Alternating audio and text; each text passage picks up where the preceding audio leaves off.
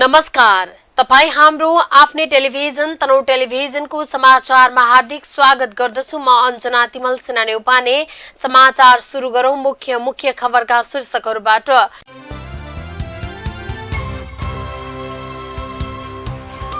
राष्ट्रपति रामचन्द्र पौडेलले पशुपति क्षेत्र स्थित बनकालीमा वृक्षारोपण। बुधबार नै नेपालका लागि चिनिया राजदूत छङ सङले राष्ट्रपति रामचन्द्र पौडेलसँग भेट। दलित समुदायमाथिको विभेद र उत्पीडन अन्त्य सम्बन्धी संकल्प प्रस्ताव पारित। चालु आर्थिक वर्षको साउनदेखि फागुनसम्म 8 महिनाको अवधिमा मुलुकको व्यापार घाटा 9 खर्ब 53 अर्ब 58 करोड रुपैयाँ रहेको भन्सार विभागको भनाई। र तनहुँमा निर्माणाधीन 140 मेगावाटको तनहुँ जलविद्युत आयोजना समयमै निर्माण सम्पन्न गर्न नेपाल विद्युत प्राधिकरणका कार्यकारी निर्देशक कुलमान घिसिङको निर्देशन।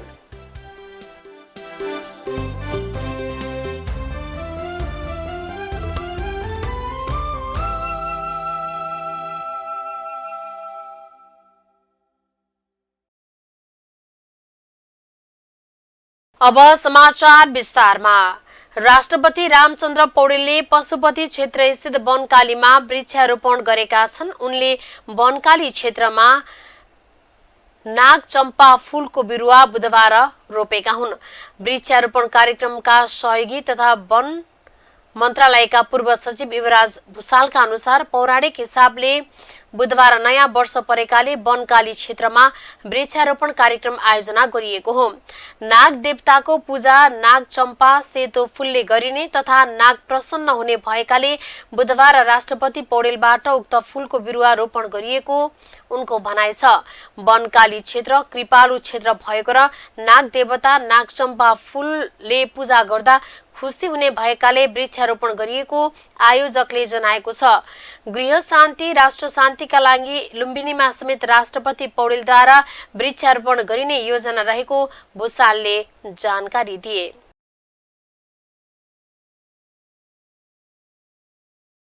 यसैबीच नेपालका लागि चिनिया राजदूत छन सङले राष्ट्रपति रामचन्द्र पौडेललाई भेटेका छन्।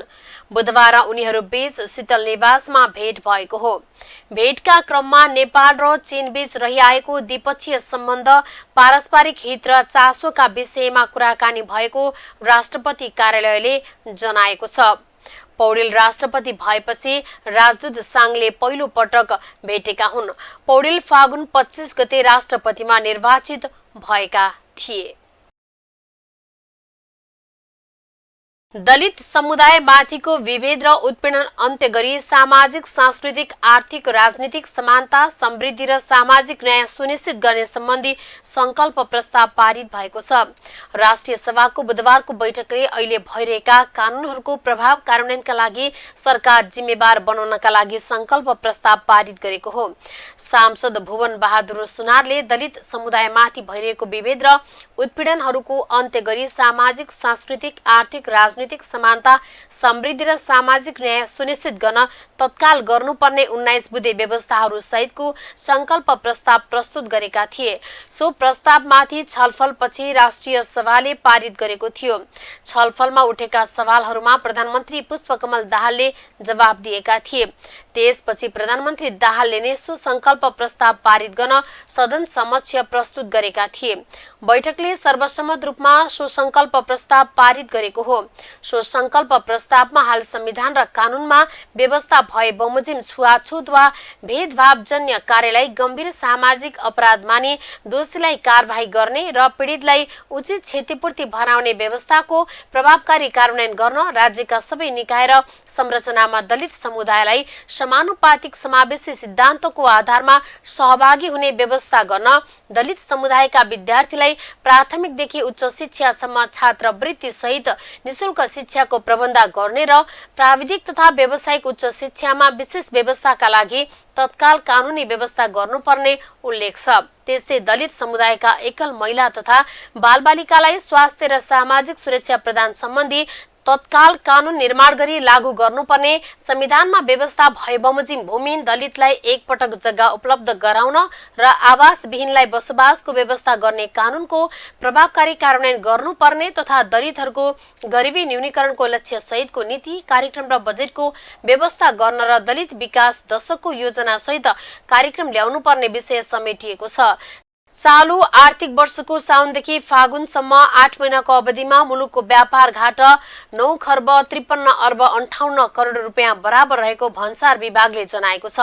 विभागले सार्वजनिक गरेको 8 महिनाको विवरण अनुसार यो व्यापार घाटा गत वर्षको यसै अवधिको तुलनामा 17.86% कम हो।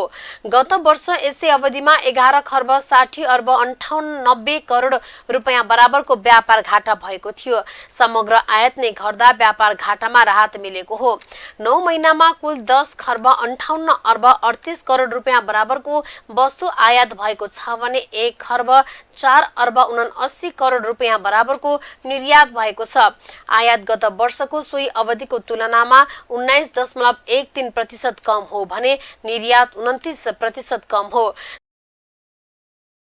तनहुमा निर्माणाधीन 140 मेगावाट जडित क्षमताको तनहुँ जलविद्युत आयोजना समयमै निर्माण सम्पन्न गर्न नेपाल विद्युत प्राधिकरणका कार्यकारी निर्देशक कुलमान घिसिङले निर्देशन दिएका छन्।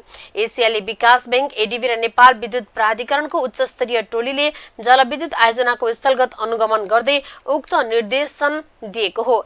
एडीबीको नेपाल आवासीय नियोगका निर्देशक आर्को कासुवा, प्राधिकरणका कार्यकारी निर्देशक कुलमान घिसिङ लगायतको टोलीले सोमबार र मंगलबार आयोजनाका बाँध, भूमिगत विद्युत गृह, मुख्य सुरुङ लगायतका संरचनाहरूको निर्माण कार्यको अनुगमन गरेका हुन्।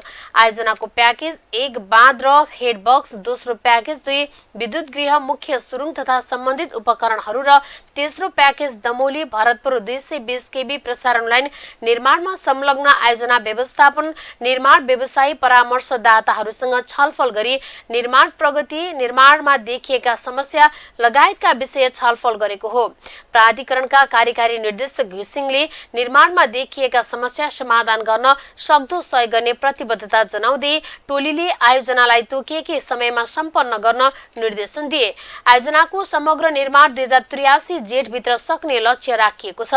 आयोजनाको सहुलियतपूर्ण ऋण प्रवाह गरेको एडीबीको नेपाल आवासीय नियोग निर्देशक कुशवाले आयोजनालाई तोकिएकै समयमा सम्पन्न गर्नुपर्ने बताए।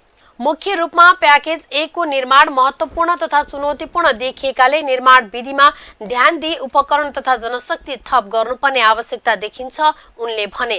प्राधिकरणका कार्यकारी निर्देशक एवं आयोजनाको प्रवर्धक तनहुँ हाइड्रो पावरका अध्यक्ष घिसिङले आयोजनाको निर्माण सम्पन्न गर्न हाल तय गरिएको तालिका नै अन्तिम भएकाले सोही लक्ष्यलाई पूरा गर्ने गरी काम गर्न निर्देशन दिए। बाँध निर्माणका लागि नदी फर्काउने तथा स्लोप कटान चुनौतीपूर्ण देखिन्छ। यसका लागि दक्ष जनशक्ति र उपकरणहरू थप गरी कामलाई तीव्रताका साथ अगाडि बढाउनु पर्छ। आयोजनाका तर्फबाट गर्नुपर्ने सहयोग र सहजीकरणमा हामी सधैँ तयार छौं, घिसिङले भने। तनहुँ हाइड्रो पावरका प्रबन्ध सञ्चालक किरण कुमार श्रेष्ठले निर्माण कार्यमा भइरहेको प्रगतिबारे जानकारी गराएका थिए। आयोजनाको प्याकेज 1 अन्तर्गत 140 मिटर अग्लो बाँध निर्माण कार्य सोङदा कर्पोरेसन, भियतनाममा कालिका कन्स्ट्रक्सन प्रणाली नेपाल जेवीले गरिरहेको छ, जस अन्तर्गत अहिले मुख्य बाँध निर्माणका लागि नदी फर्काउनका लागि आवश्यक 2वटा डाइभर्सन सुरुङ, बाँधको दायाँ र बायाँ तर्फबाट स्लोप कटान लगायतका निर्माण कार्यहरू भइरहेका छन्। 538.5 मिटर लम्बाइको डाइभर्सन सुरुङ 1 र 622.5 मिटर लम्बाइ भएको डाइभर्सन सुरुङ 2 को वारपार गरी ब्रेक थ्रु कंक्रिट लाइनिङको काम भइरहेको छ। प्याकेज 2 अन्तर्गत सिनो हाइड्रो कर्पोरेसन चीनले भूमिगत विद्युत गृह, मुख्य सुरुङ र हाइड्रो इलेक्ट्रोमेकानिकल उपकरण आपूर्ति, जडान तथा सञ्चालन लगायतका कार्यहरू गरिरहेको छ। विद्युत गृह खन्ने कार्य सम्पन्न गरी कंक्रिटिङ कार्य गरिरहेको छ। टेल रेस सुरुङ निर्माण अन्तिम चरणमा छ। पेन स्टक, पाइप जडान तथा सज ट्याङ्क निर्माण कार्य जारी रहेको छ।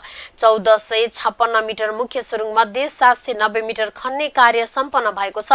प्याकेज 3 अन्तर्गत केसी इन्टरनेशनल भारतले दमोलीबाट चितवनको भरतपुरसम्म 220 केभिलको 36 किलोमिटर डबल सर्किट प्रसारण लाइन निर्माण कार्य गरिरहेको छ। प्रसारण लाइनका 94 वटा टावर मध्ये 51 वटा टावरको जग हालिएको छ। साथै 32 वटा टावर जडान कार्य 0.9883 किलोमिटर तार तान्ने र 8 वटा टावरको जग संरक्षण कार्य सम्पन्न भएको छ। एक स्थानमा टावर जडान, 2 स्थानमा संरक्षण कार्य र 6 स्थानमा जग हाल्ने कार्य भइरहेका छन्।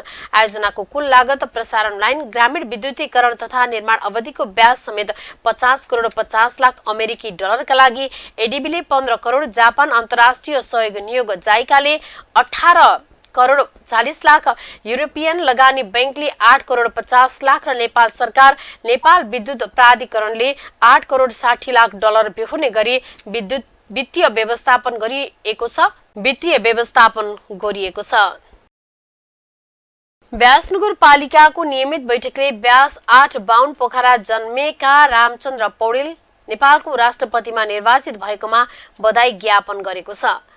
मंगलबार ब्यास नगरपालिकाका नगर प्रमुख वैकुण्ठ नेउपानेको अध्यक्षतामा बसेको बैठकको कार्यपालिका बैठकले ब्यास नगर शिक्षा नियमावली 2076 लाई 5औं संशोधन प्रस्ताव र स्थानीय पाठ्यक्रम निर्माण कार्यविधि 2079 पारित गर्ने निर्णय गरेको छ भने ब्यास नगरपालिका विज्ञापन कर निर्देशिका 2079 पशु प्रवर्धन कार्यक्रम कार्यान्वयन कार्यविधि 2079 बैठकमा कार्यपालिका सदस्यले अध्ययन गरी आगामी बैठकमा संशोधन प्रस्ताव सहित राय दिन निर्देशन दिने गरेको हो।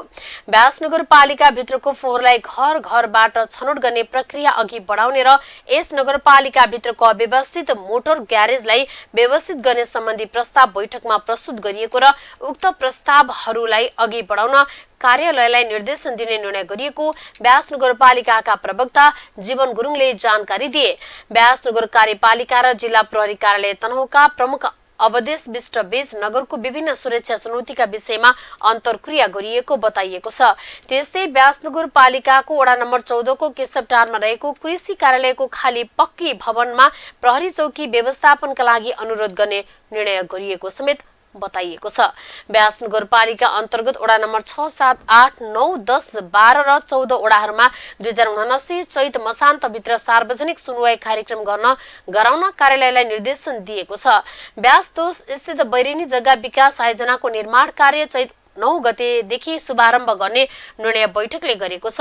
यस कार्यालयमा विगत लामो समयदेखि कार्यरत स्थायी अधिकृत मेघनाथ आचार्य र करार सेवाका अधिकृत विमल गिरीले आफ्नो पदबाट राजीनामा दिएको र स्वीकृतिको जानकारी प्राप्त भएकाले उनीहरूले नगरपालिका रहँदा पुर्याएको सेवाका लागि धन्यवाद ज्ञापन गर्ने बैठकले निर्णय गरेको छ। ब्यास नगरपालिकाले आर्थिक वर्षमा अनुमानित गरेको 22 करोड 60 लाख 2079 फागुन मसान्तसम्म 8 करोड 84 लाख 86 हजार 919 रुपैयाँ 27 पैसा आय भएको समेत प्रवक्ता गुरुङले जानकारी दिए। तिब्बती नागरिक लगायतलाई नक्कली नागरिकता दिलाएको आरोपमा प्रहरीले 5 जनालाई पक्राउ गरेको छ। काठमाडौँ उपत्यका अपराध अनुसन्धान कार्यालयले गैर नागरिकलाई नागरिकता दिलाएको आरोपमा 5 जनालाई पक्राउ गरी बुधबार सार्वजनिक गरेको हो। झापा घर भई इमाडोल बस्ने 47 वर्षीय कृष्ण बहादुर कटुवाल, बबरमहल घर भई मध्यपुर ठिमी बस्ने 70 वर्षीय नीलके श्रेष्ठ, मोरङ घर भई धोबी घाट बस्ने 49 वर्षीय हिरालाल शिवाकोटी, तनहुँको तिब्बतीयन शरणार्थी क्याम्पमा बस्ने 25 वर्षीय लोप्साङ ठिनले र गोदावरी बस्ने 30 वर्षीय विजय लामालाई प्रहरीले पक्राउ गरेको हो। कार्यालयका प्रमुख एसएसपी मनोज कुमार केसीका अनुसार काठमाडौँको बबरमहल क्षेत्रमा केही व्यक्तिहरूले नक्कली कागजात बनाएर सक्कली नागरिकता समेत निकालिदिने भन्ने सूचना प्रहरीले प्राप्त गरेको थियो। जस अनुसार प्रहरीले फेक चार्ली अपरेसन चलायो। व्यक्तिहरूको पहिचानका लागि प्रहरी आफै पनि ग्राहक बनेर गयो। सूचना आएपछि हामीले ग्राहक बनाएर प्रहरीलाई पठायौं। त्यसपछि यी व्यक्तिहरूको पहिचान खुल्दै गए, एसएसपी केसीले भने। उनका अनुसार यी व्यक्तिहरूका गतिविधि विशेष गरी काठमाडौँ जिल्ला प्रशासन कार्यालय केन्द्रित छन्, जसका मुख्य नायके कृष्ण बहादुर कटुवाल हुन्। उनले नै नक्कली कागजात, नक्कली बुबा समेत खडा गरेर नागरिकता बनाएको खुलेको हो। उनले 10 वर्षदेखि लाइसेन्स र दर्ता बिना नै लेखापढी गर्दै आएका थिए। हिरालाल शिवाकोटी भने उनका सहयोगी हुन्। उनीहरूले काठमाडौँको बौद्ध क्षेत्रमा केही सम्पर्क व्यक्तिहरू पनि खटिएका थिए, जसले कसलाई नागरिकता चाहिन्छ भन्ने कुरा बुझ्दथे। त्यही अनुसार नागरिकता चाहिने व्यक्तिहरूको पहिचान गरी प्रक्रिया अघि बढाउँदथे। बौद्ध क्षेत्रमा तिब्बती शरणार्थी छन् त्यहाँ सम्पर्क व्यक्ति राखेर ग्राहक खोज्दै एसपी सोमेन्द्र सिंह राठौरले भने तिब्बतीहरूले पनि नेपाली नागरिकता क्यानाडा अमेरिका लगायत देश जानका लागि प्रयोग गरेको पायौं। नागरिकता बनाइदिन उनीहरूले 3 देखि 5 लाखसम्म रुपियाँ लिने गर्दथे। कटुवाल ठगी तथा कृत्य मुद्दामा यसअघि पनि पक्राउ परिसकेका व्यक्ति हुन्। यिनै विविध जानकारीको साथमा हामी तनहुँ समाचारको अन्त्यमा आइसकेका छौं। बिदा लिनु पूर्व मुख्य खबरका शीर्षकहरू पुनः एकपटक।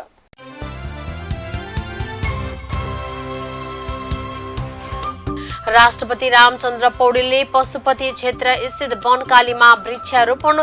बुधबार नै नेपालका लागि चिनिया राजदूत छङ सङले राष्ट्रपति रामचन्द्र पौडेलसँग भेट।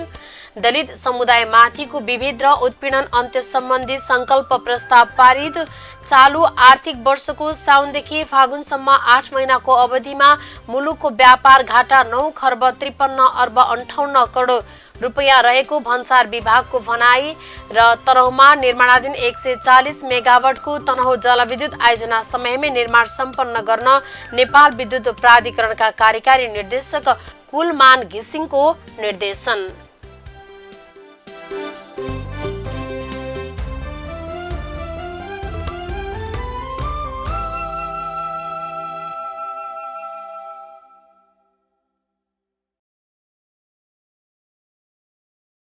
हवस् त तपाई हाम्रो आफ्नै टेलिभिजन तनहुँ टेलिभिजन गाउँघर सहर बजारको समाचारका लागि हेर्दै गर्नुहोला।